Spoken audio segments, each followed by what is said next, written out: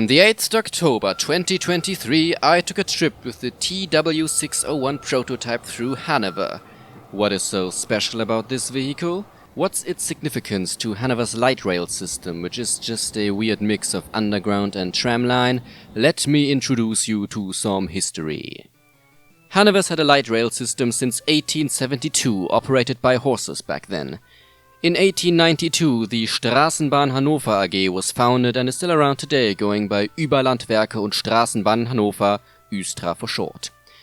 The lines were electrified starting in 1893. The network went whole intercity and even transported goods. The longest line reached all the way down to Hildesheim, which it does not do today.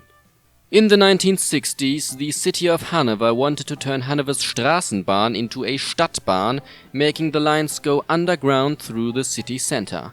The first tunnels were dug in 1965, but the previous vehicles were not suitable for tunnels, so new ones had to be built. Other than being able to go through tunnels, the new tram engines were also supposed to go back and forth, service both low and high platforms, and be generally more comfortable. Alas, two prototypes were built by two different manufacturers.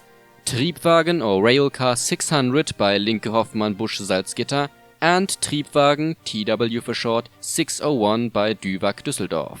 Both engines were trialed in 1970 on the new tunnel lines and even ran line 14 for passengers.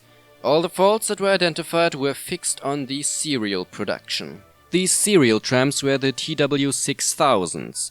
They were first built in 1974 and some of them are still around today on Hanover's tram network.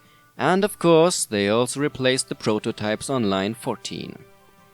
Number 600 returned in 1978 to her manufacturer in Salzgitter to be put on display in the museum. This, however, didn't happen and instead she was scrapped 10 years later. 601, on the other hand, was shipped to Vancouver, Canada in 1975. The company Siemens Canada wanted to show off 601 to the government for a tram system in Vancouver. However, by the time 601 arrived there, they were already set on a French system, so 601 was left in a shed on the docks for several years. In 1987, this shed was going to be demolished. Luckily for 601, she was saved by the Edmonton Radial Railway Society, who transported her over the Rocky Mountains all the way to Edmonton, where she was once again static. For 601's wheels were built for Hanover's light rail tracks, not for Canadian railroad tracks. It wasn't until 2005 when TW601 was restored and got new wheels, so that for the first time since the 70s she could drive on her own. She regularly ran the high-level bridge line.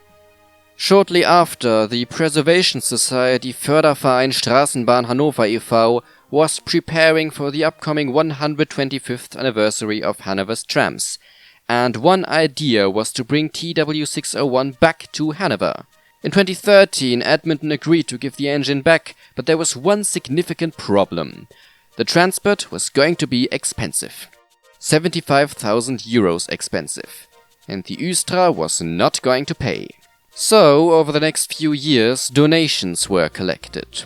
And in 2016, the needed sum was collected, allowing TW601 to be back in Hanover in October of 2016, after 40 years abroad. She got restored and got her old tram wheels back. In November of that same year, the Preservation Society arranged for a petting day, where donors were invited to welcome 601 back. She unfortunately didn't get finished for the anniversary in 2017. It was on the 26th September 2021 when 601, for the first time since 1975, took passengers along Hanover's light rail network.